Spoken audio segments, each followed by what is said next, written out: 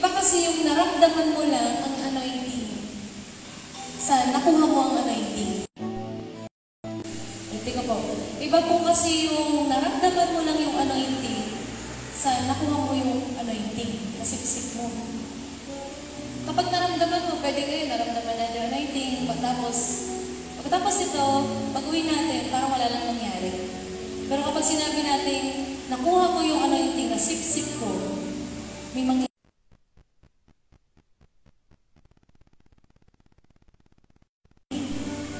Anointing po, ito po yung supernatural ability na ibinibigay sa atin ng Diyos para ma-accomplish mo yung mga bagay na ipapagawa na sa iyo. Kaya nga po, yung anointing, yan yung maghahanda sa atin paglabas natin dito sa camp. Ganun, advance si Lord mag-isip. Sino po dito advance mag-isip? Ako, ano kayang ulam mamaya? Baka yung susuotin ko mamayang gabi. Di ba ganun tayo? Advance tayo mag-isip. Alam mo, meron lang tayong kasama dito sa music. 1 month pa lang, bago yung camping, nakaready na sa maleta yung susuotin niya. Oh, sana all. Oh, ang bilis niya. Ano niya, excited talaga siya. Diba? Ano po, advance tayo mag-isip, maybe. Pero mas advance si Lord mag-isip. Kaya nga po, advance si Lord na, kaya nga kanya pinadala dito kasi alam ng Diyos na meron kang pagdadaan. At hindi mo mapagtatagumpayan yan, hindi mo malalampasan yan kung hindi mo makukuha ang anointing. Kaya ulitin ko po, malaki po pinag-aiba na naramdaman lang natin yung anointing sa nakuha natin yung anointing. Kailangan sa camping na to, masipsip natin. Sabi nga ni Pastor Boyd, makiskis sa'yo, yung maipahid sa'yo yung anointing ng Diyos. Kailangan makuha mo yan. Yung counselor mo, ganyan, yung anointing ng counselor mo, kailangan mong makuha yan. Ngayon, sino bang counselor natin? Ay, si Kitay pala yung counselor natin ngayon.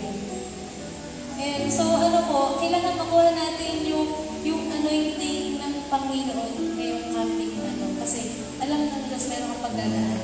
Lord, na malampasan mo yan, kailangan masagap natin. Amen po. Yan, sige po, ano po na naka-ready na tayo. Tune na po tayo.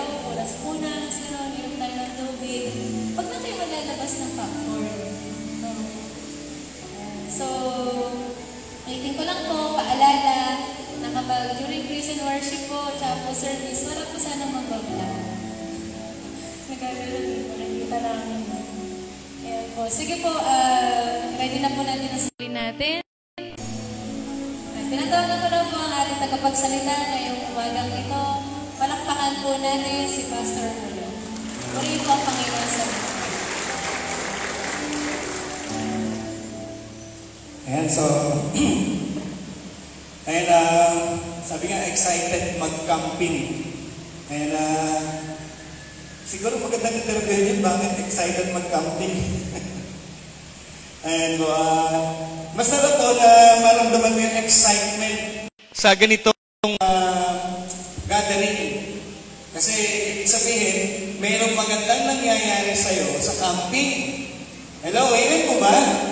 Amen. So, muli po, gusto ko sana makita ulit yung kamay ng mga first time na naka-attend ng camping. And sige po, pwede po pakitaas yung kamay ng mga first time. Ayan, so maraming salamat po. Ayan, thank you po. At nandito kayo ngayon na kasama namin dito sa camping. At okay, sige po, bago po tayo magpatuloy, inaayang po kayo niyo po at tayo po ay sandaling manalangin. Hallelujah. Ama namin Diyos, sa makapangyarihan kami po ay nagpapasalamat dahil sa umagang ito ay magkakasama kami, Panginoon. At nandito kami upang patuloy, O Diyos, na mapalap sa iyo. Patuloy, Lord, na matanggap namin ang salita mo para sa amin, sapagkat kami po ay naniniwala, Panginoon, na kung ang mga salita mo ang magiging gabay namin, kung ang salita mo ang magbibigay sa amin ng direksyon, tunay nga na mapapabuti ang aming pong mga buhay. Kaya God, I pray sa bawat isa na idinako niyo po sa lugar na ito, ang pagkilos mo, ang maranasan po ng bawat isa. Lord, at mataas ka, mahayag ka sa bagay ito. Maraming salamat po sa iyo, Ama, sa pangalan ng Panginoong Jesus. Amen. Amen. So, ayan, Napakaganda po na nandito tayo ngayon at syempre, maaga pa. Mainit pero malamig din naman. Hello, amen po ba? Amen. Mainit pero malamig din naman. Ano ba yun? Hindi sabihin, hindi ganun kainit. Hello! Amen. Ayan, nasigaw na naman ako. Ayan, praise God. Okay, ang ganda po ng topic natin ngayon at ito po makikita po natin sa 2 Peter chapter 3 verse 11. Isang panawagan na ang sabi dito ay sabi sa English, since everything will be destroyed in this way, think of the kind of holy and godly people you ought to be. Ayan, sabi nga, since alam natin na ganito mangyari, so basahin ko po din sa Tagalog, sabi dito sa verse 11 ng 2 Peter chapter 3. At dahil ganito, okay, siguro po, basahin ko na sa verse 10 pa. Ngunit ang araw ng Panginoon ay darating tulad ng isang magnanakaw. Sa araw na iyon, ang kalangitan ay biglang mawawala kasabay ng isang malakas na ugong. Matutupok ang araw, buwan at mga bituin, ang mundo, lahat ng mga bagay na narito ay mawawala. At dahil ganito magiging wakas ng lahat ng bagay, mamuhay kayo ng may kabanalan at sikapin ninyong maging makadiyos. Ayan. At sabi ko, at dahil dito, dahil ganito yung mangyayari, ang sinasabi sa atin, sinasabi sa bawat isa, ay maging makadiyos at mamuhay ng may kabanalan. Hello, pwede po bang bigyan natin katabi, maging makadiyos daw at may kabanalan. So binibigyan din yun dito. Alam niyo po, sabi dito sa verse 1, sa dalawang sulat na ito ay sinikap kong gisingin ang malinis ng isipan sa pamamagitan ng pagpapaalala ng ilang mga bagay. Okay, ang layunin ng sulat ni Pedro ay para gisingin yung malinis na kaisipan. Hello? Gisingin. Malamang yung malinis na kaisipan ay baka natutulog na. Hindi na active yung malinis na kaisipan. Amen? So ngayon po, sabi, yamang ganito ang mangyayari, ang sinasabi o pinagagawa ay mamuhay, sabi, think of the kind of holy and godly people. Pag-isipan na maging makadiyos. Pag-isipan na may panahon sa Diyos. At yung buhay ng isang makadiyos ay mayroong kabanalan. Amen.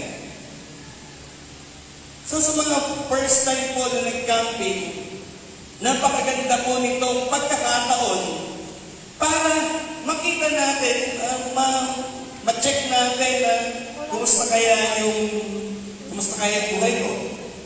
Eh siguro hindi naman din dahil para lang sa baguhan. Kundi sa bawat isa po sa atin, ay itong bagay na ito ay nagre-remind na sa panahon ito, sa last days, o sa mga last days, o sa panahon na ito, ang sinasabi ng Biblia, yaman na hayag sa atin, yaman na nalaman natin na ganito ang mangyayari. It's time na i-check natin ang klase ng pamumuhay na mayroon tayo. I-check ang klase ng kung paano ang relasyon natin sa Diyos. Umaayon pa tayo, nandun ba tayo sa point na nakampi natin ang Diyos? Amen? Yun bang ganoon ang kakampi mo? Kakampi natin ang Diyos.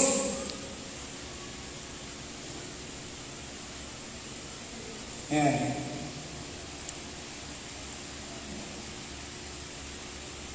So, yung merong mga struggle para mamuhay ka ng may kabanalan. Narinig niyo na ba yung sabi? gusto kong bumait. Yun, sigurado natin yun nga kasi may sumagot. Ano ulit? Gusto kong bumait, pero hindi ko magawa. Totoo po ba yun?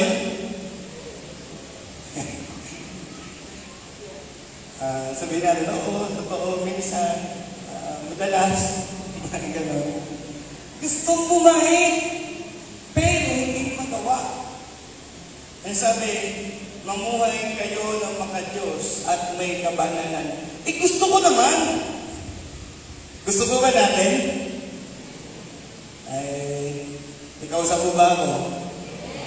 Yun.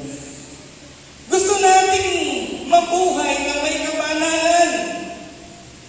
Pero sabi ko nga, merong dahilan bakit hindi ka makapamuhay na may kabanalan. Samantalang gusto mo naman. Ano bang problema? Bakit hindi lahat masasabi nga na yung buhay ay pleasing sa paningin ng Panginoon? O may yung kaaya-aya ba? Katanggap-tanggap sa Panginoon. Ano bang dahilan? Bakit hindi mangyari na gano'n? Samantalang gusto naman natin. Ginawa ko sa ay na makikita natin dito sa salita ng Panginoon. Kasi, ang isa pong katotohanan ay tayo po ay nasa mga huling panahon.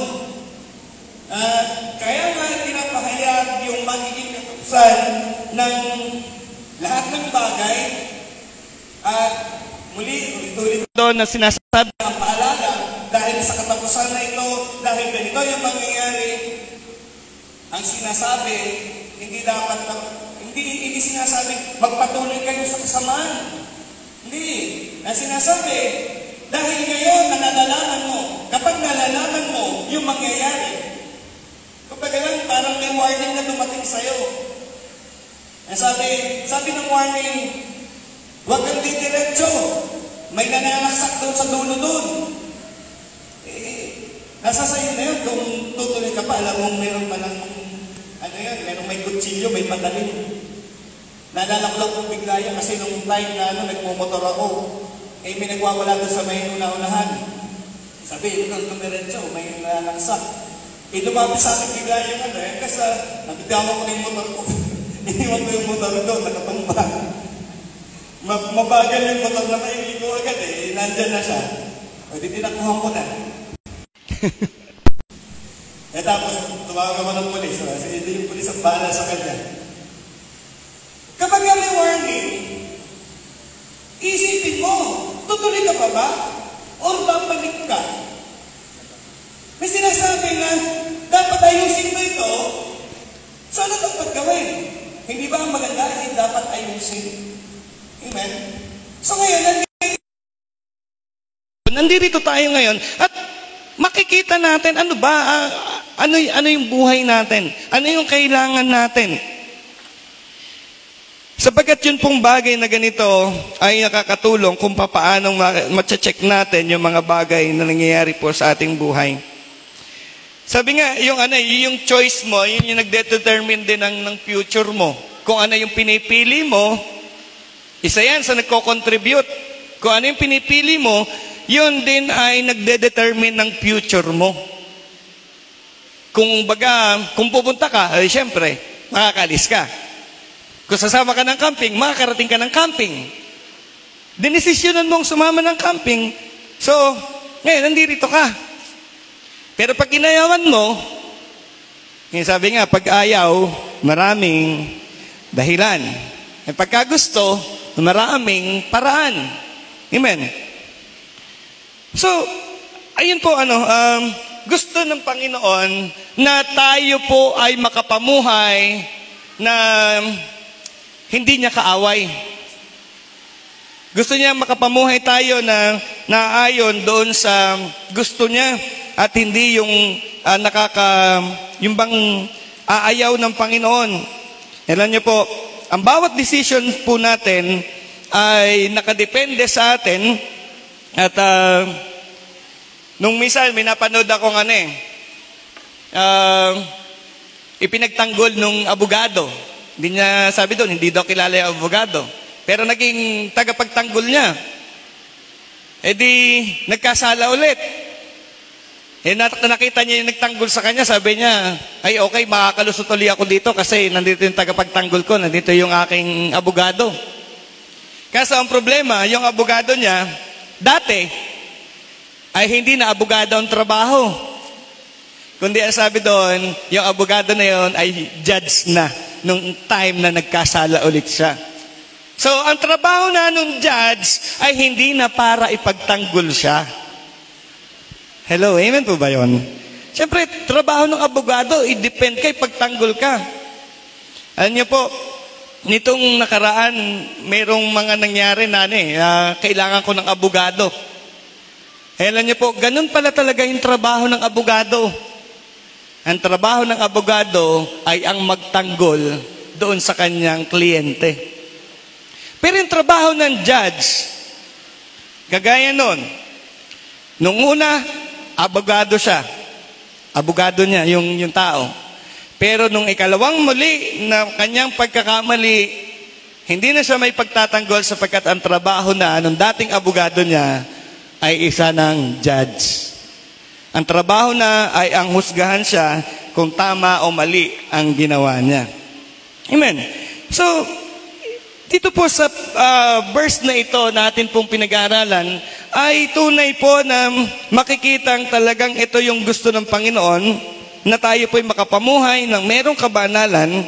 Ngayon, papaano? Yun nga yung tanong, gusto mong mamuhay ng may kabanalan, pero hindi, minsan, andun yung struggle na hindi magawa yung bagay na may kabanalan. At ngayon po, nais ko pong i-share po sa inyo, dito sa Colossians, chapter 1, verse 18 hanggang 23. Ayan.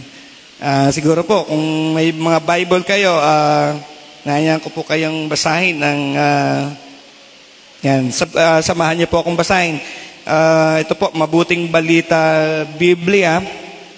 Okay. Sabi po dito sa verse 18, siya ang ulo ng iglesia na kanyang katawan. Siya ang pasimula, siya ang panganay na anak, ang unang binuhay mula sa mga patay, upang siya'y maging pangunahin sa lahat. Sapagkat minarapat ng Diyos na ang buo niyang kalikasan ay manatili sa anak. At sa pamamagitan ng anak, niloob ng Diyos na ang lahat ng bagay, maging sa langit o sa lupa, ay makipagkasundo sa Kanya.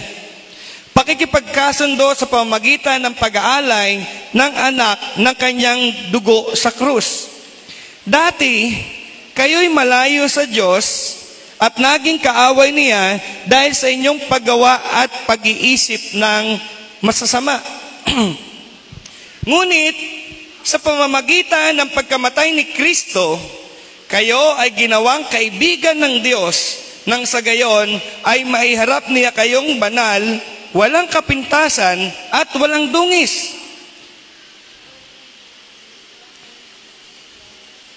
Yan. Subalit kailangan niyong manatiling tapat at matatag sa inyong pananampalataya at huwag pabayaang mawala ang pag-asang dulot na magandang balita na inyong narinig. Okay. Amen. So, dito po ay nakita natin dito, may bagay po kasi akong nakita dito sa verse 22 nang sinasabi doon, ginawa kayong kaibigan ng Diyos. Amen. Doon sa ibang translation, hindi nakalagay talagang kaibigan, pero pinapagkasundo. Amen. Pero nakuha yung pansin ko dito nung sinasabing kaibigan, ginawa kayong kaibigan ng Diyos. Ditin ko lang. Nasaan na yun? Ayan. Kayo ginawang, ngunit sa pamagitan ng pagkamatay ni Kristo, kayo ay ginawang kaibigan ng Diyos, nang sa gayon ay maiharap niya kayong banal, walang kapintasan at walang dungis. Okay? Walang kapintasan at walang dungis. Ang sabi, ginawa kayong kaibigan ng Diyos. Ngayon po, siguro isang bagay po na may share ko po sa inyo ngayon. Struggle tayo sa buhay natin. Gusto natin na maging maayos, maging mabuti, maging mabait. Pero bakit nga nagkaroon ng kanta na gano'n? Gusto kong bumait, pero di ko magawa. O di kaya, meron din yan na makikita natin verse na talagang andun. Kung kailan ko gustong gumawa ng mabuti, andun naman. Na merong mga hadlang. Ngayon, sabi doon, ginawa kayong kaibigan. Alam niyo po, chinek ko din yung aking sarili. Chinek ko. Nag-check ako ng sarili ko. Sabi ko, ano na nga ba?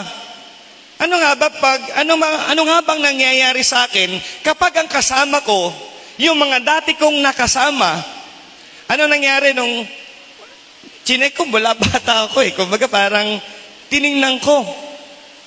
Nung umalis ako sa bahay namin, niyaya ako nung kababata ako sa Manila, trabaho kami. Hindi pa agad ako nakapag-aral pagkatapos ng high school, di pa agad nakapag-aral kasi maraming problema. Sinama niya ako magtrabaho. Ngayon, nung nakasama ko siya sa trabaho, kwento na lang ang lahat eh. Pero nung mga time na yon, hindi maganda yung na-impart niya sa akin. Hindi maganda yung naituro niya sa akin nung time na yon. Nun po, ang gawa, mula bata, isinasama na ako ng nanay ko sa church. Siguro para mga grade 4 pa lang ako nun. Sinasama ako. Ngayon, dahil yun ang tinuturo sa akin ng nanay ko, ayos yung buhay, maganda. Walang sakit ng ulo, walang parang sa tingin ko wala akong problemang, meron man, hindi ganun kadami na ibibigay kong sakit ng ulo sa nanay ko. Pero alam niyo po, nung time na ang nakasama ko ay yung kababata ko, marami siya mga bagay na na-impart sa akin na nung maranasan ko na yon, masabi ko, mas mabuti pa rin talaga na nasa sa Panginoon ako.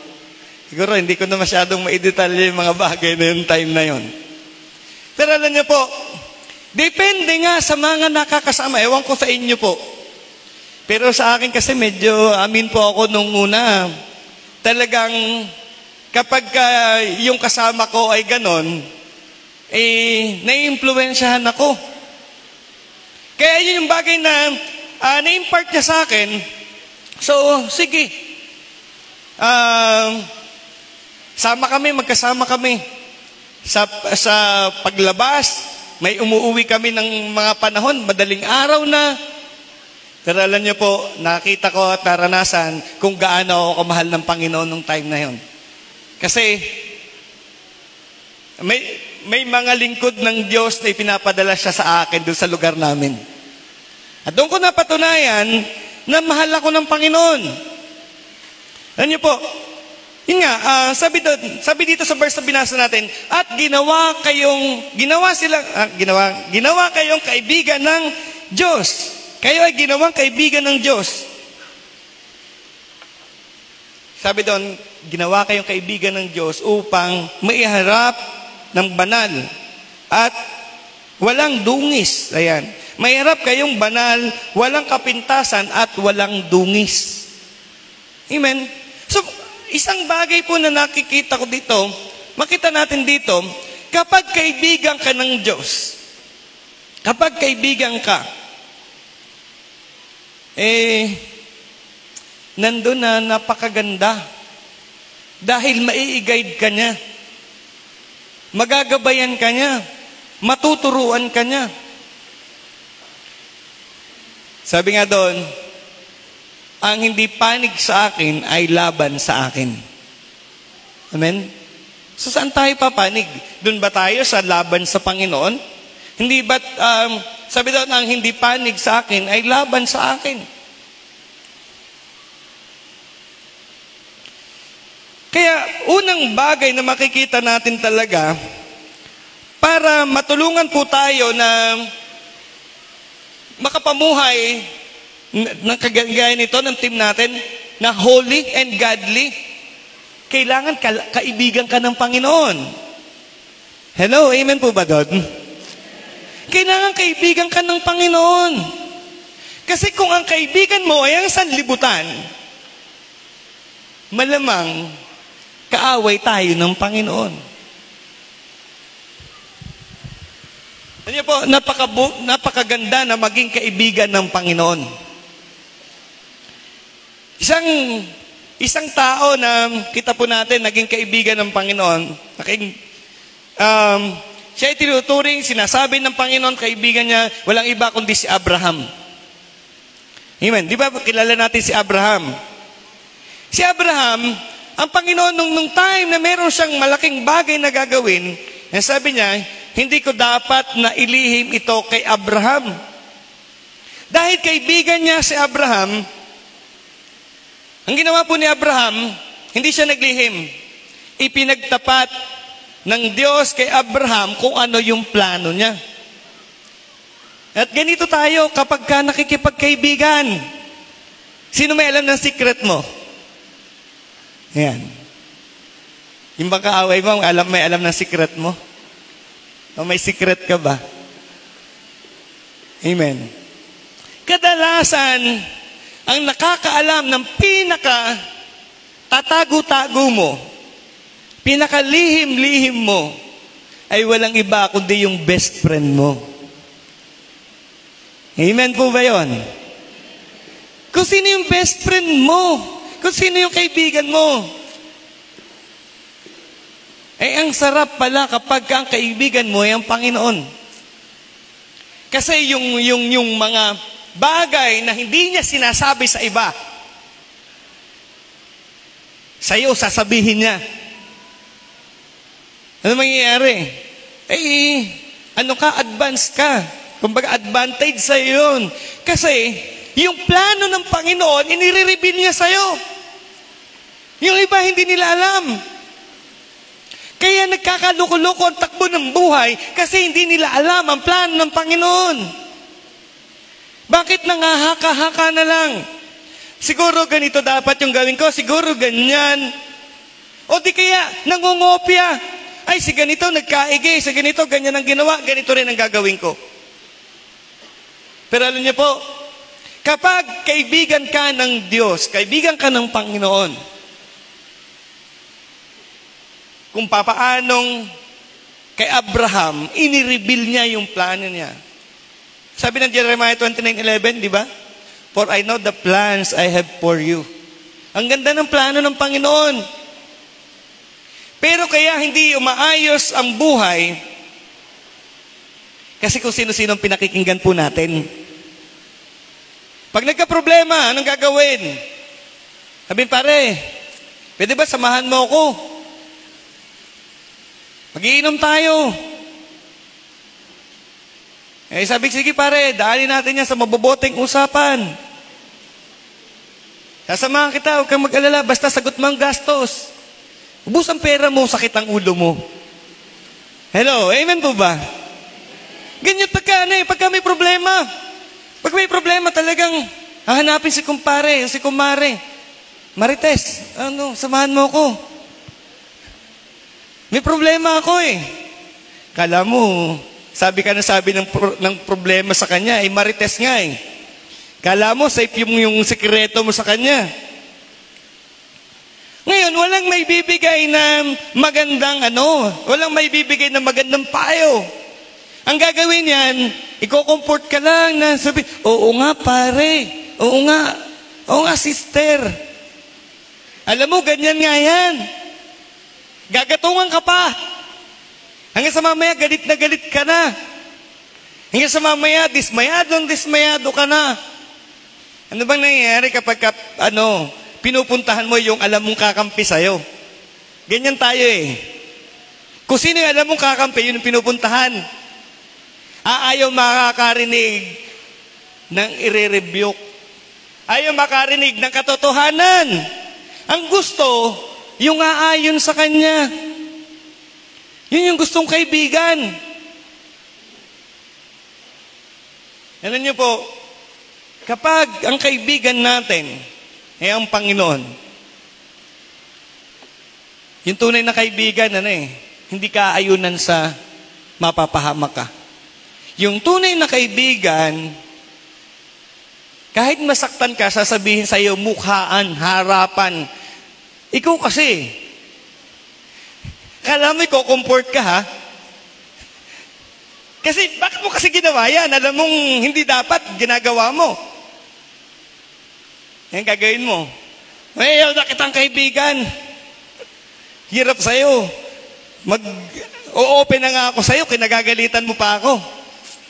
Ang gusto pala yung i-comfort, yung ihimasay na, uy, alam mo, oo nga, ganyan nga, ganyan talaga yan.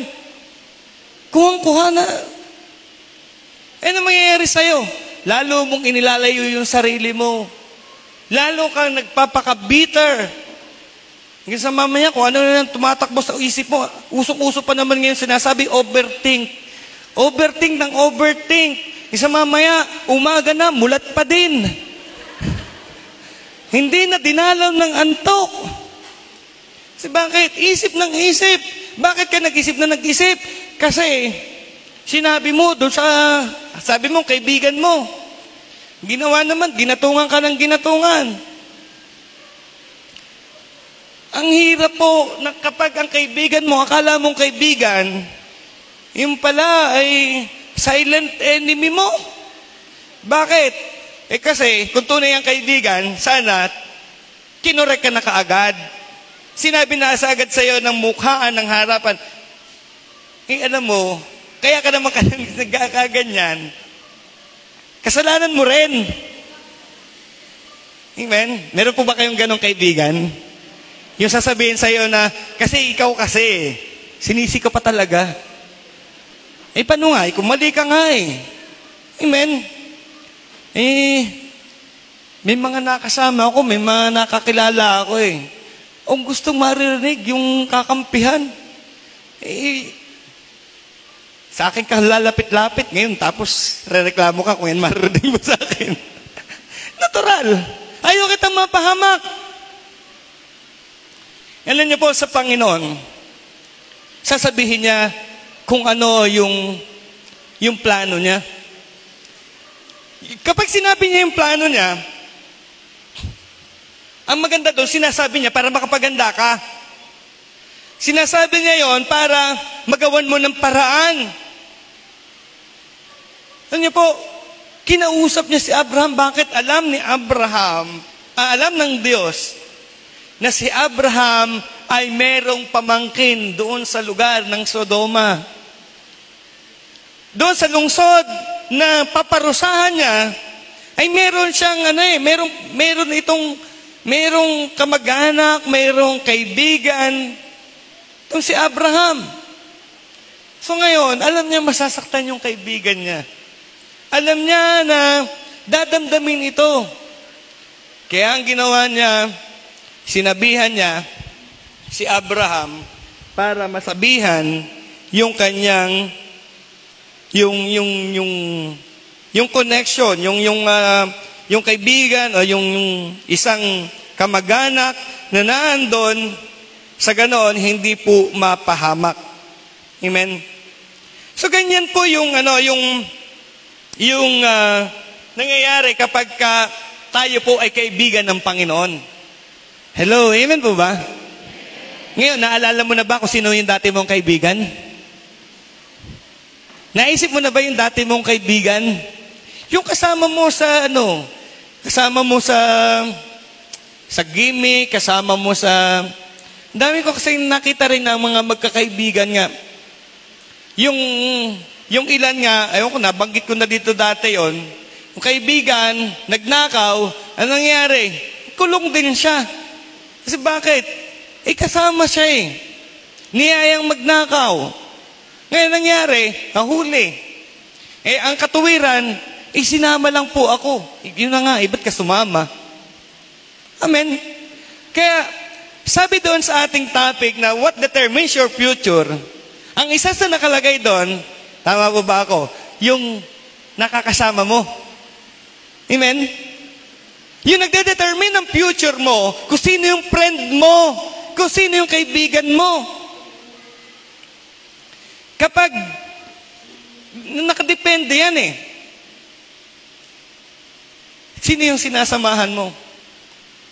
Alam niyo po, habang pinag-aaralan ko nga po ito, kitang-kita ko yung sarili ko pagka ang kaibigan ko ay kung ano yung hilig ng kaibigan ko, yun din talaga naging kakahiligan ko. Kung ano yung nagiging ayun na nga eh, pagka ang kaibigan mo mahilig magmotor, pag hindi ka naging mahilig magmotor, ewan ko na lang. Hello, amen po ba dyan? Yung mga tropa natin dyan, mahihilig mag-rides. Amen. Riders. Depende kung sinong kasama mo eh. Depende kung sinong nagiging kaibigan mo. Diyan po nagbabago yung takbo ng buhay. Diyan nagkakaroon ng, yung turning point na sinasabi. Kapag may nakasama ka na nagpabago o yung may nakilala kang kaibigan, na yun po yung nangyayari, nakakapagpabago ng buhay. Okay. So, yun po si Abraham. Marami tayong nakakasama yan at yun po ay nakaka-apekto talaga sa atin pong sa future natin. Mapapansin natin yan ngayon eh. Kung siguro, inuumpisa natin i-check, bakit ba ako dumating sa ganito? Bakit nga ba ako nagkamali nun? Makikita mo, somehow, may contribution yung pinakinggan mo. May contribution yung kaibigan mo. Paano ka naging ganun? Paano ka nagkamali o paano ka umayos ay napakalaki ng part nung naging kaibigan mo. Eh, sabi nga yung birds of the same feather, yan, flocks together o magandang feather duster, sabi. Ayan. So, marami po tayong iba't ibang klase ng nagiging kaibigan. Okay. So, nakapokus po ako sa kaibigan. Yung si David, meron siyang isang naging kaibigan. Ayan.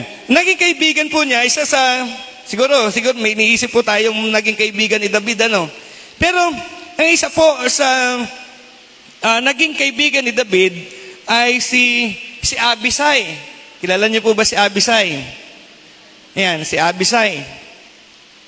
Si Abisai po ay nung naghahanap ng makakasama si David ng pagpunta sa kampo ni Saul. Nung time na yun po, kalaban o tinutugis ni Saul, si David. Sabi niya ni David, naghahanap siya, sinong kasama sa kanya. Ang nag-volunteer, ang isa sa nag-volunteer talaga, nagsusumama sa kanya, ay walang iba kundi si Abisai. Yun bang sasamahan ka? Sasamahan ka kahit na may panganib na harapin. Napakasarap siguro na merong kaibigan na kapag yung hindi ka iiwanan sa ere. Hello? Naranasan niyo na po ba yung may kaibigan ka tapos iniwan ka sa ere? Wala po ba? Sana all kung wala. Amen. Si Abisai, kahit na mahigpitan ang labanan, di kanya iiwanan. Si Abisai din po, siya nung time na si David, mapapatay na sana. Muntik na, mapapatay na ng isang higante. Si Isbebenob. Amen? Mapapatay na po siya.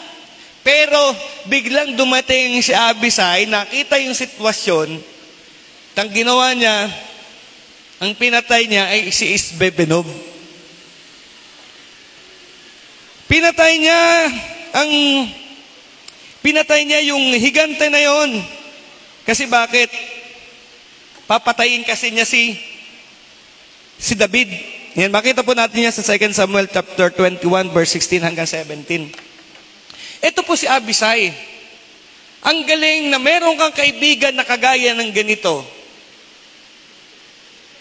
Kapag ka may kagipitan, di ka iniiwanan. Kapag may umuusig sa'yo, merong gustong manakit sa'yo, ang gagawin niya, ipagtatanggol ka. Amen? Meron kang Abisai. Itong Abisai na ito, itong si Abisai, siya ang armor bearer ni David. Alam niyo po, napakabuti na meron kang ganitong kaibigan. Ayan. Una pong, yan po, mga bagay na kita po natin sa pagiging mga kaibigan yan. Si Abisai, ang isa sa maging magandang kaibigan. Okay. Tapos, ito naman. Paano kaya yung mga kaibigan ni Job? Noong mga time na yon na si Job ay dumaraan doon sa hirap, sa pagsubok. Ang dami niyang narinig na mga criticism, ang dami niyang mga narinig na pagsisi, at meron pa siyang narinig. Yung sabi niya, sumpain mo na ang Diyos mo. Amen. Iba't ibang klase po ng kaibigan ang pwede po nating matagpuan sa ating buong buhay. Kaya napakaganda, makapili tayo, pumili tayo na magiging kasama mo, na magiging kaibigan mo. Dahil yan ay magko-contribute ng malaking parte sa future mo. Malaking parte sa buhay mo. Amen? So, yun yung mga kaibigan ni Job. At ito po, siguro, dito po ako sa isa pang nagkaroon ng mga kaibigan. Sa Mark chapter 2 verse 3, makikita po natin yung isang pangyayari na dito, sabi dito, may dumating na 4 na taong may dalang isang paralitiko. Ayan, kung nakita nyo na po. May dalang isang paralitiko. Hindi nila mailapit ang paralitiko kay Jesus dahil sa dami ng tao. Kaya't binakbak nila ang bubong sa tapat niya at ibinaba ang paralitikong nakaratay sa higaan. Na makita ni Jesus kung gaano kalaki ang kanilang pananampalataya, sinabi niya sa paralitiko, "Anak, pinatawad na ang mga kasalanan mo." Amen? At kung pagpapatuloy pa nating basahin, makikita po natin yung magandang ginawa ng Panginoon sa buhay niya, pinagaling siya ng Panginoon. Pero alam niyo po, ang isang bagay na makita natin dito, itong paralitikong ito ay, kumbaga masabi nating blessed, napakapalad niya. Bakit? Kasi meron siyang 4 na kaibigan. Meron siyang mga kaibigan na nung hindi niya na kayang lumakad, hindi lamang yung kaya siyang buhatin. Hindi lang basta kayang buhatin. Itong mga kaibigan niyang ito, itong 4 na ito, ay handang gawin ang lahat. Handang gawin ang lahat para itong kaibigan nilang ito na paralitiko ay maibigay yung nararapat, yung kumbaga makuha yung kailangan nitong paralitikong ito. Kailangan ng paralitiko ay siya'y gumaling. Amen? Kailangan po ng paralitiko na siya'y gumaling. At ang napakaganda dito sa 4 na ito, kahit ano pa man ang harapin nila, hindi sila papayag na hindi makukuha ng kanilang kaibigan yung kagalingan na kailangan. Andun po na, hindi ba nila iniisip na magagalit yung may-ari ng bahay? At ang lakas ng loob nila na bakbakin yung bubong. Ito kaya, mahirap ba? Napakahirap siguro bakbakin ito. Pero yung pong mga kaibigan itong paralitiko, hindi nila iniisip kung ano yung mangyayari kapag binakbak yung bubong. Basta gagawin nilang lahat para doon sa kanilang kaibigan. Saan ka makakita ng ganitong kaibigan? Naniniwala po ako meron dito sa camping. Hello, naniniwala rin po ba kayo doon? Ano bang ginawa ng taong nagsama sa'yo dito sa camping? Amen? Alam mo ba kung anong ginawa nila? Sino po ulit yung first time na nag-camp? Sige, pataas nga po ng kamay. Ayan. Nandito po kayo. Kayo po ba nagbayad ng kampi nyo? Wala yatang nasagot. Okay. Hindi ko po alam kung nakapagbayad kayo ng kampi nyo yung mga baguhan. Or, merong sumagot na ng kampi nyo. Amen? Alam niyo po, sabi nga ni Pastor Boy kagabi, kaninang umaga na pala yun. Talagang gagawin niyo lahat para madala sa camping eh. Amen po ba? Gagawin mo lahat. Nagbebenta ka ng bebenta ka ng suka, bebenta ka ng toyo, bebenta ka ng, alamang, aligi. Yun, may nag-aalok sa akin ng aligi kagabi. Sabi ko, teka, ano kaya? Yun po yung mga ganon. Ang daming iaalok. Yung bagoong. Yun dahil iniisip ko yung bagoong. Nagtitinda ng bagoong. Yung amin, Binalawan. Ewan ko kung kilala nyo yung Binalawan. Ang dami pong gagawin para lamang makapagsama sa camping. Haharapin ang lahat, gagawin ang lahat. Maging yung nanay mo, yung tatay mo na masungit. Alam nilang kagagalitan sila pag umarap. Pero ang gagawin, sasamahan ka pa rin para ipagpaalam na makasama sa camping. Hello, amen po ba?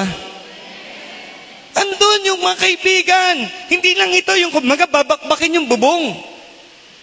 Yung mga kaibigan nitong 4 na paralitiko, kaya nilang magbenta ng fundraising. Kaya nilang magbenta ng ticket na walang tumatama.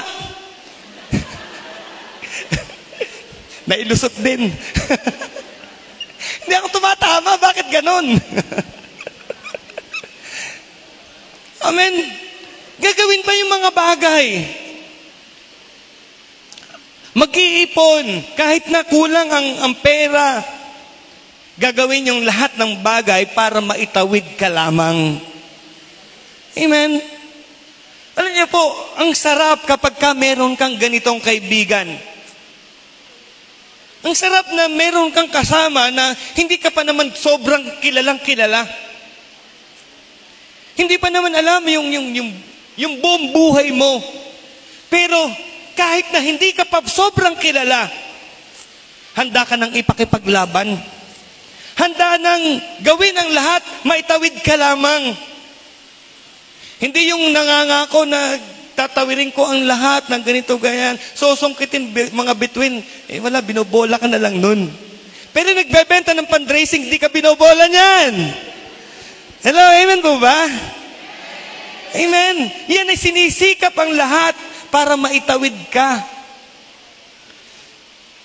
At napakasarap po nung merong ganitong kaibigan. Yung ginagawa ang lahat, mailapit ka lamang sa Panginoon. Amen?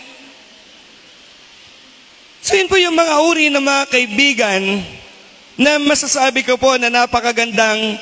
Meron po tayo itong kagaya ni Ambisay, itong 4 na paralitiko, 4 na paralitiko. 4 na kaibigan ng paralitiko.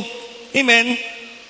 So napakaganda na ganun po yung ginagawa. Nandun yung mga kaibigan. Okay, balikan ko po yung dito po tayo sa Ayan, sabi doon, sinasabi ko ito, sabi dito sa sulat, sa verse 1, sa 2 sulat na ito ay sinikap kong gisingin ang malinis niyong isipan sa pamamagitan ng pagpapaalala ng ilang mga bagay. Amen? Sabi doon, ang layunin ko, ang dahilan ko, sinisikap kong mapaalalahanan kayo upang makapamuhay ng may kabanalan.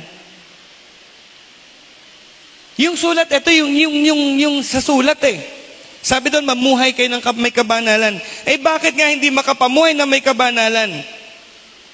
Sabi po dito sa Colossians chapter 1 verse 21, and although you at one time were estranged and alienated from Him and were of hostile attitude of mind in your wicked activities. Yung mali ang mga kaisipan. At yung mga ginagawa ay hindi nakalulugod sa Diyos. Amen. Bakit ganon? Ang nangyari po, dahil sa ginagawa at iniisip natin ay yung gusto ng sarili mo at hindi yung gusto ng Diyos, ang sinusunod ay yung gusto ng laman. Kapag ka gano'n, ayaw mong mababawalan, ayaw na makakarinig ng mga corrections. At dahil po, sabi doon, dahil masama ang iniisip ninyo, masama ang ginagawa, sabi ko doon, naging kaaway kayo ng Diyos. Amen? Naging kaaway ng Diyos. Kapag yung ginagawa mo ay mga bagay na hindi nakalulugod sa Panginoon, yung takbo ng isip mo, kumusta? Ano naman tumatakbo sa isip? Kapag may nakikita na mga nakakaakit doon sa paningin mo, ano ang tumatakbo sa isip? Sabi doon, naging kaaway kayo ng Diyos dahil doon sa masasamang gawa, dahil doon sa masamang aktibidad, mga aktibidades mo na ginagawa. Naging kaaway ng Diyos dahil sa takbo ng mga kaisipan na hindi mabuti. Yung palang mga ways dati, yung mga pamamaraan. Kaya nga sabi, kung gusto mong maging kakampi ng Diyos, yung kakampi ng sanlibutan ay kaaway ng Panginoon. So from kaaway, dati kaaway nga. Okay? At maaaring ngayon, hanggang ngayon, andun pa, kaaway pa rin. Yan dahilan bakit hindi makagawa ng mabuti dahil tayo po ay nawalay sa Panginoon. Yun ang dahilan. Kaya hindi tayo makapag-stand na gumawa ng mabuti, mabuhay ng may kamanalan. Ang problema kasi, tayo po ay hiwalay sa Panginoon. Kahit anong gawin mo, kapag kahiwalay ka sa Panginoon, yung kagustuhan mong bumait o kagustuhan mong sumunod sa Panginoon ay napakahirap na mangyari sapagkat alien, sapagkat hiwalay sa Panginoon. Ang kailangan na mangyari ay ma-reconcile po tayo sa Panginoon, makapanumbalik tayo sa Panginoon. Sapagkat doon lamang magkakaroon ng magandang kalagayan, doon lamang magkakaroon ng maging maayos yung takbo ng buhay at maging kalugod-lugod sa Panginoon ang atin pong ginagawa kapag tayo ay nakapag-reconcile na sa Panginoon. Amen? Ano ba? Magkaaway pa ba ng Panginoon? Magkaaway pa ba? Nandun pa ba doon sa point na sabihin, hindi naman po ako nakikipag-away, hindi naman ako nakikipag-away sa Panginoon. Maaring hindi ka nakikipag-away ng diretsohan sa Panginoon, pero yung ginagawa mo, kumusta? Yung iniisip mo, kumusta? Yung bang mga bagay na yan ay nakalinya, nakaayon ba yan sa kalooban ng Panginoon? Kasi kapag mga bagay na yan ay hindi nakaayon sa kalooban ng Diyos, malamang tayo po ay kasalungat sa plano at gusto ng Panginoon sa atin pong mga buhay. At dahil doon, hindi po tayo makakapamuhay. Hindi natin kaya na gawin ang bagay na ito. Anyway, ang bagay na ito ay sinasabi doon sa mga anak ng Diyos. Sabi doon, think of the kind of holy and godly people you ought to be. Yung ano ka dapat. Yan, mamuhay kayo na may kabanalan at sikapin ninyong maging maka-Diyos. Kung ano yung nararapat sa isang taong maka-Diyos, yung may kabanalan, yes, ang sinasabihan na dito, ando na yung yung relasyon sa Diyos. Nandun yung paalaala, nandun yung pagsasabi na mamuhay. Pero kung ikaw ay malayo pa doon sa Panginoon, ang iyong mga pamamaraan, ang iyong kaisipan, ay hindi pa pwedeng pakialaman ng Panginoon. Ang ibig sabihin niyan, hindi ka pa konektado sa Panginoon. Hanggat hindi pa pwede na matanggap mo yung pagsasabi ng Panginoon, yung pagtutuwid ng Panginoon, kanino ka kaya? Sino kaya yung kaibigan mo? Yun lamang pwedeng magsabi sa'yo, yung masasakit na bagay na makapagtutuwid sa'yo. Ang pwedeng makapagsabi niyan ay yung pinakamalapit sa'yo. Kapag ka yung malayo sa'yo nagsasabi ng mga mali sa'yo, yung mga mali mo, ng mga bagay na ginagawa mo, ang tendency kapag ka yung mga taong malayo sa'yo magsasabi, galit na galit ka. Amen? Hindi mo tatanggapin. Pero pagka yung kaibigan, kapag ka yung malapit sa'yo ang magsasabi niyan, amen, niniwala po ako, napakalaki nung tsansa na tanggapin ito at magkaroon ng pagbabago sa atin pong buhay. Naalala ko po talaga nung mga panahon na ako nung bago po ako mapunta sa Rema, tatrabaho ko noon sa sa La Tondena, yung pong gumagawa ng Hinebra. Gin bilog, alam niyo yun?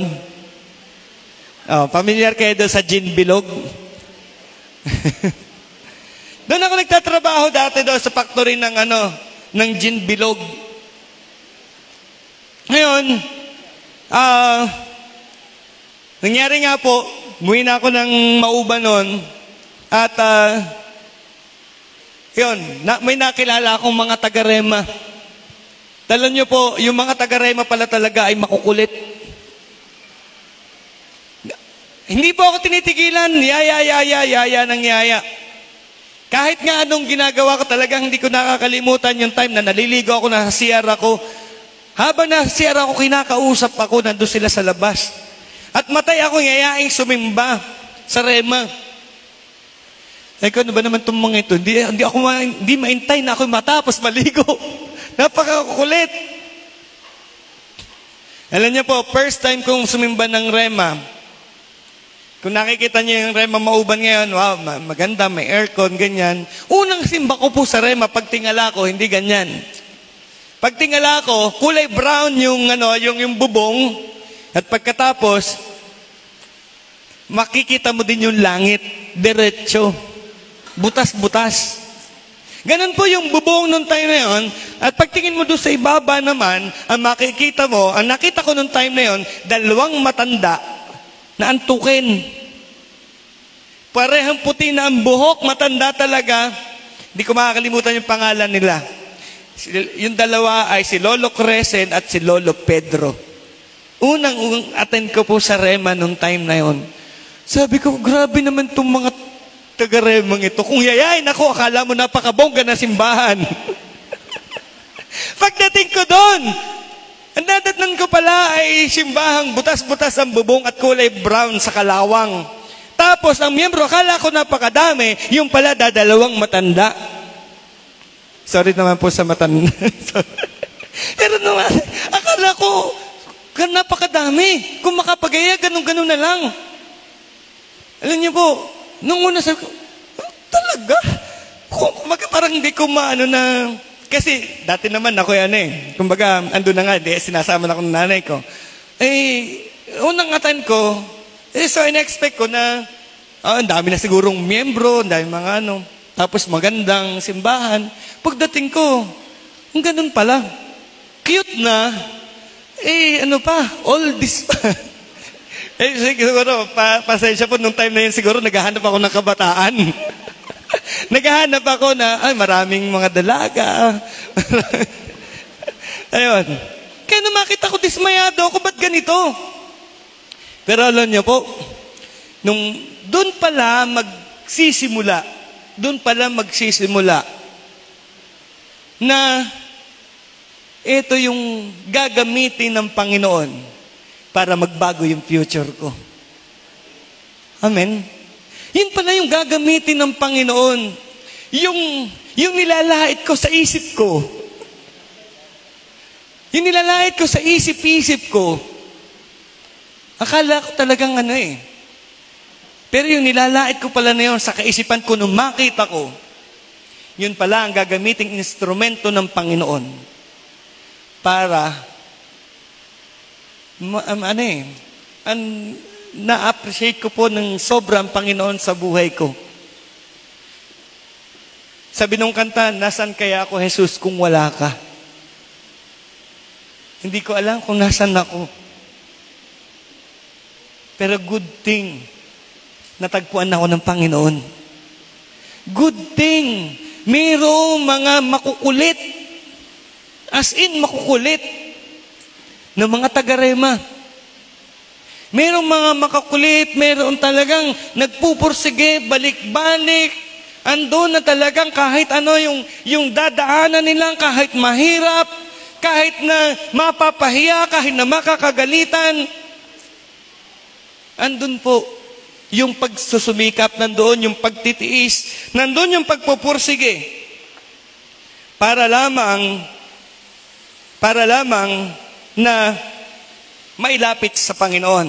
Alam niyo po, siguro, yung mga naging kaibigan ng Panginoon, alam niyo po, napakaganda Hindi sila napahamak. Yung hindi sa Panginoon, sabi niya, he who is not with me is against me. Ganun naman talaga. Kung hindi sa akin, laban sa akin yan. Magandang kaibigan ng Panginoon kasi bakit? Gusto natin pumunta ng langit, di po ba? Gusto natin pumunta ng langit. Nung pumunta kami dito, nagkamali pa kami ng pinuntahan. Punta pa kami doon sa elementary. Ay, mali pala, di pala elementary.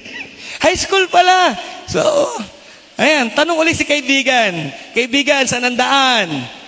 Ang galing ni kaibigan, tinuturo ang daan papunta sa Nangka National High School. Nakarating kami. Amen. Sa Panginoon, kung gusto mo pumunta ng langit, Jesus is the way, the truth, and the life. And no one comes to the Father kung hindi ka dadaan sa Panginoong Yesus. Amen. So, ganyan ang Panginoon. Alam niyo po, yung isang kaibigan ng Panginoon, patay na. Ano nangyari? Nabuhay pa. Sino yun? Si Lazaro, di po ba? So, alam niyo po, siguro yung bagay na nais ko lang i-share sa inyo, nais ko i-share po sa inyo ngayon, sa mga baguhan, o sa maaaring sa matagal na. Sa baguhan na, yung dating kaibigan mo, maaaring dati ipinahamakan yan. Pwede po bang yung magtugtog na yung music, magtatapos na lang dito? Yan pala sila. Ayan. Sige po. Para meron tayong konting background. Ano po yung nasaan ako nawala yata? Yung si Lazaro. Wala na. Ano ba? Namatay na. Pero, ginawa pa ng Panginoon na mabuhay.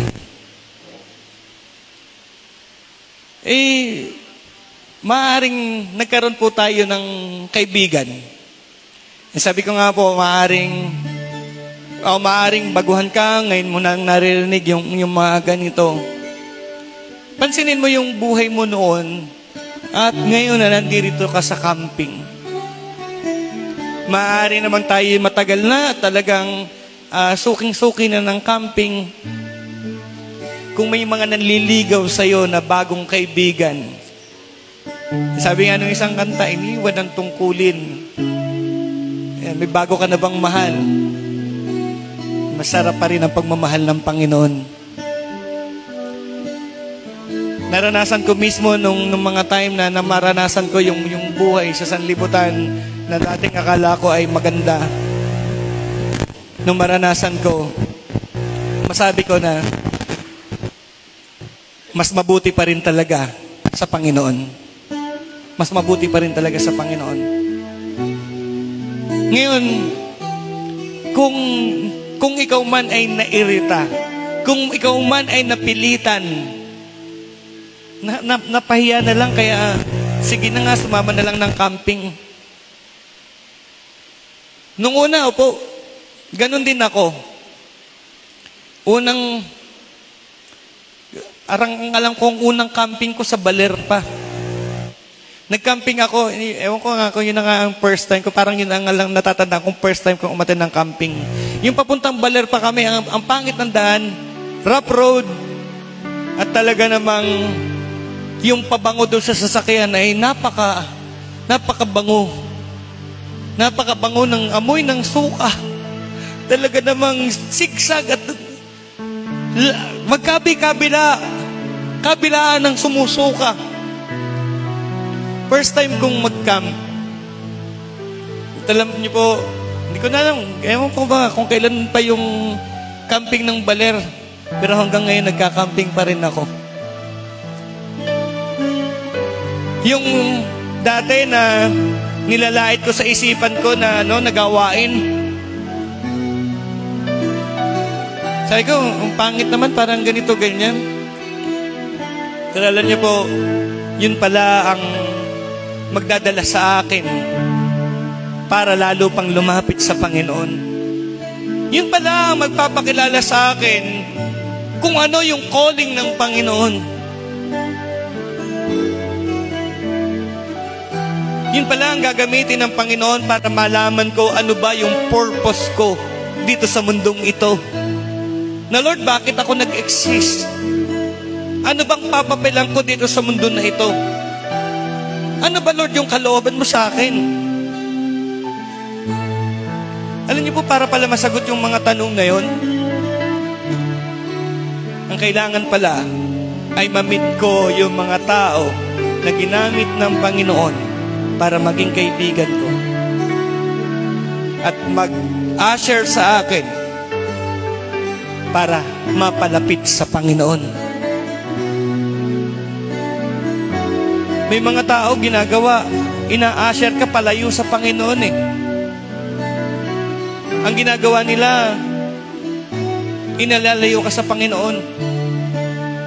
Pero alam niyo po, dito sa Rema, ang gagawin ng mga taong nandirito ay ang ilapit ka sa kung ano yung plano ng Panginoon sa buhay mo. Makikita mo, makikilala mo, malalaman mo kung ano pala yung calling ng Panginoon. Makikita mo kung ano pala yung future mo. Na sa ibang lugar, hindi mo malalaman, hindi mo mababatid. Pero napaka-grateful ko sa Panginoon nung time na yon at hanggang ngayon. Dahil masasabi ko, Lord, salamat. Pinagtiyagaan mo ko. Lord, salamat na kahit lumayo ako sa'yo, hindi mo ako pinabayaang malayo. Kinuha mo ako pabalik. Pinagtiyagaan mo ako. Mayroong mga tao kapag umalis ka na, bahala ka na sa buhay mo. Pero yung isang tunay na kaibigan na hindi kayo iwanan, magalit ka man, lumayo ka man, sungitan mo man, hindi papayagang mapahama ka. Kahit ano na yung ginagawa mo, kahit tinataguan mo pa, kahit sinusungitan mo pa, kahit kung ano-ano masakit na salita na sinasabi mo, hindi ka pa rin magawang iwan. Kasi bakit? Si Jesus na nasa sa Kanya ay nagmamahal sa'yo.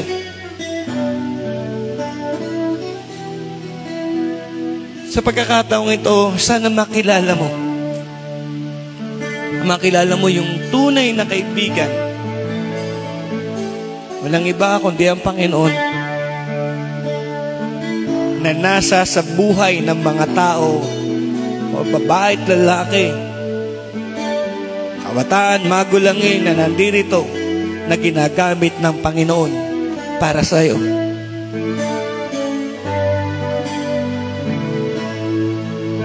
Kaya sa oras na ito, muli po ay inaanyayahan ko kayo sa isang relasyon sa Panginoon. Ang maging kaibigan ng ating Panginoon. Dahil kung siya yung kaibigan mo, hindi siya katulad ng ibang kaibigan.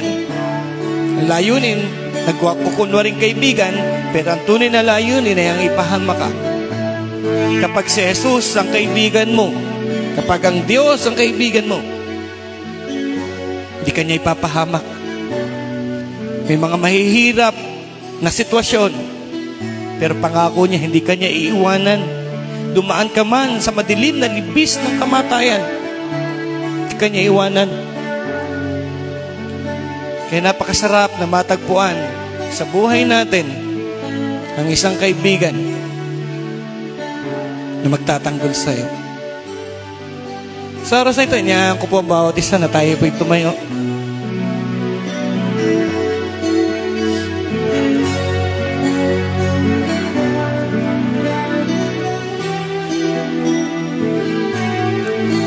Alam niyo po, sa pagtanggap sa Panginoon, hindi lang yung sabing Panginoon, hindi masarap na tinatanggap mo din siya as kaibigan mo. Kaibigan mo, pwede mong lapitan. Pwede mong pagsabihan ng mga pinagdaraanan mo. Pwedeng mag-guide sa'yo. Ang sarap na kaibigan ng Panginoon, di kanya papahamak.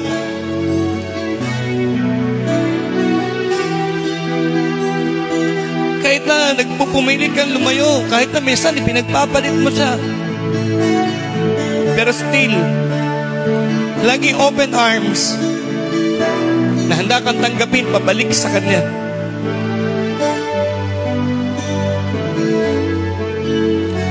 Sa pagtanggap sa Panginoon, pwede namang Lord, eto, tinatanggap kita, pero alam niyo po, may isa pa niya, ang Panginoon, sabi niya, lumapit kayo sa akin. Lumapit kayo sa akin, kaya lahat na napapagal. Kaya sa pagkakataong ito, ang aking imbitasyon po sa inyo ay ang imbitasyon ng Panginoon. Lumapit tayo sa Kanya. Sa pagtanggap natin sa Panginoon, nanya ko po kayong lumapit sa harapan. Isang pagpapakita na, Lord, isang gesture na, Lord, gusto ko lumapit sa iyo. Gusto kitang maranasan. Gusto kitang maging kaibigan. At sa bawat isa po na nagnanais ngayon na maging kaibigan ng Panginoon, gustong tanggapin ng Panginoon at magkaroon siya ng chance na magkaroon ng parte sa buhay mo, inaanyahan kita sa harapan at tanggapin ang ating tagapagligtas. Tanggapin ang Panginoon sa iyong buhay. Yan, sige po, bukas po ang harapan.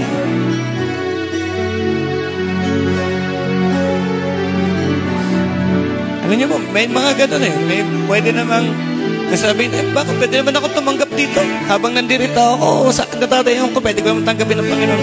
Oo, pwede naman. Pero alam niyo po, ang Panginoon, bagamat pwede yon, nag-aanyaya pa rin siya na sinasabi niya, halika kayo, lumapit kayo. Lumapit kayo.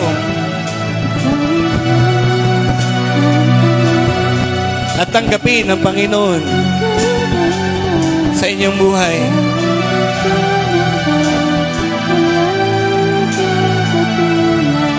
Hallelujah, Lord Jesus.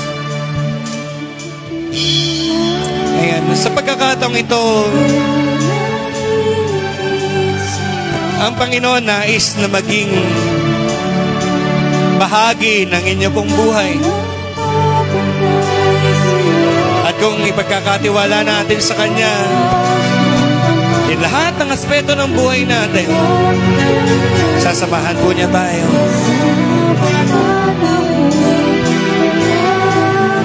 Nais ko pong ipanalangin ang panalangin ito at sundan niyo po ang panalangin ito na parang panalangin niyo na mula sa inyo. Sige po, banggitin po natin panalangin at sabihin natin, Panginoong Jesus, nagpapasalamat po ako na narinig ko ngayon ang plano mo sa buhay ko. Kaya po, ikaw ay aking tinatanggap bilang aking Panginoon, aking tagapagligtas, at aking kaibigan. Salamat po. Maghari ka sa aking buhay. Gabayan niyo po ako, Panginoong Yesus. Samahan niyo po ako at mangyari ang kalooban mo, ang plano mo sa aking buhay. Maraming salamat po sa iyo sa pangalan ng Panginoong Yesus.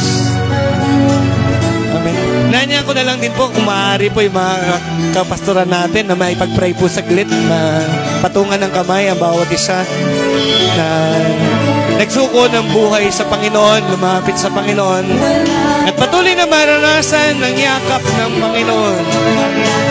Hallelujah. Ayan, sige po, yung mga pastor po, kung maaari po dito sa harapan, na may ipanalangin po natin sila. Ngayon, sa habang panahon, wala kang katulad. Wala kang katulad. Wala nang hihigit sa'yo. Wala kang katulad. Wala nang mapatay sa'yo. Ikaw ang Diyos, noon pa man, maging ngayon at kailanman. Sa habang panahon, wala kang katulad. Wala kang katulad. Wala nang hihigit sa'yo. Wala kang katulad. Wala nang papatay sa'yo. Ikaw ang Diyos ng Ama, maging ngayon at kailanman. Sa habang panahon, wala kang katulad. Wala kang katulad. Wala nang hihigit sa'yo. Wala kang katulad. Wala nang papatay sa'yo. Ikaw ang Diyos, noon pa man, maging ngayon at kailanman. Sa habang panahon, wala kang katulad. Wala kang katulad. Wala nang higit sa'yo. Wala kang katulad. Wala nang papatay sa'yo. Ikaw ang Diyos, noon pa man, maging ngayon at kailanman. Sa habang panahon, wala kang katulad. Wala kang katulad. Wala nang higit sa'yo. Wala kang katulad. Wala nang papatay sa'yo. Ikaw ang Diyos, noon pa man, maging ngayon at kailanman. Sa habang panahon, wala kang katulad. Wala kang katulad. Wala nang higit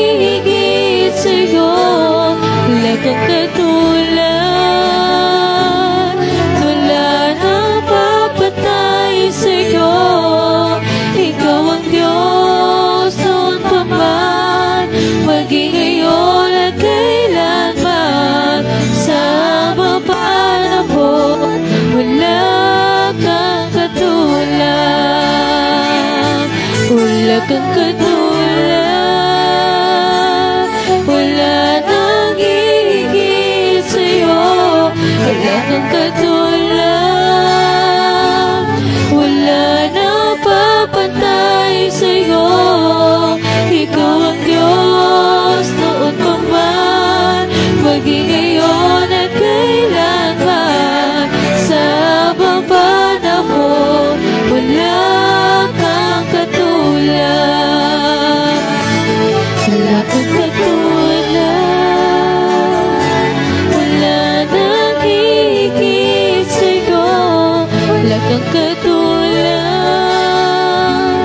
wala nang papantay sa'yo. Ikaw ang Diyos noon pa man, maging ngayon at kailanman. Sa bang panahon, wala kang katulad, wala kang katulad,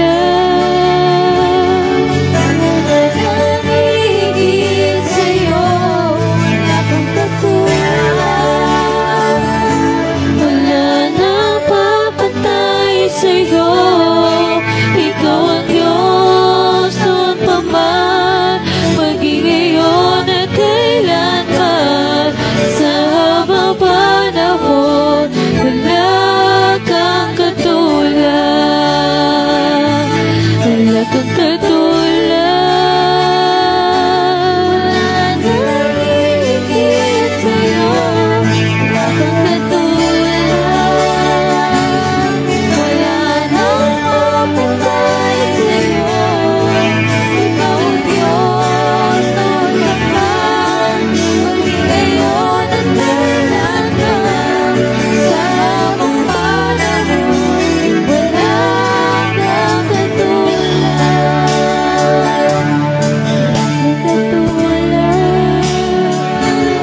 wala nang higit sa'yo. Wala kang katulad,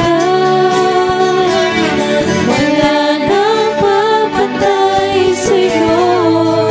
Ikaw ang Diyos noon pa man, maging ngayon at kailanman. Sa habang panahon, wala kang katulad,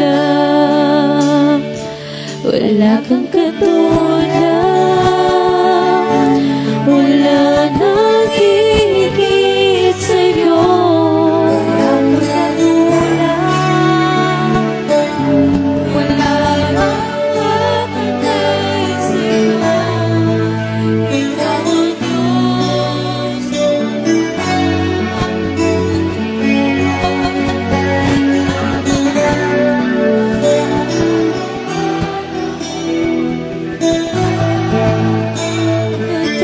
Katulad sa habang panahon.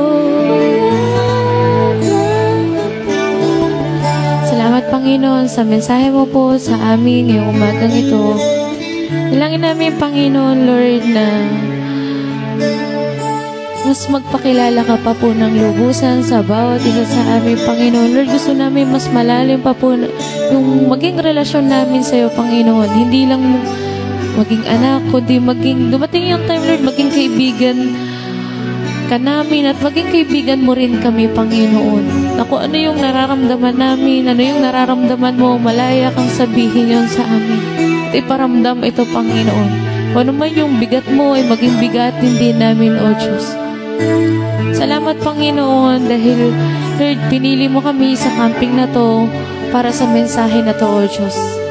Dalangin namin, Lord, sa buong camping na to, patuloy, Panginoon, na kumilos ka pa rin. Kausapin mo pa rin kami, Lord God, sa lahat na aming gagawin ngayong, sa bawat activities, Panginoon, sa lahat na aming gagawin ngayong camping na to, O Diyos. Salamat po, Ama, sa iyong kapurihan, kadakilan, karangalan, sa pangalan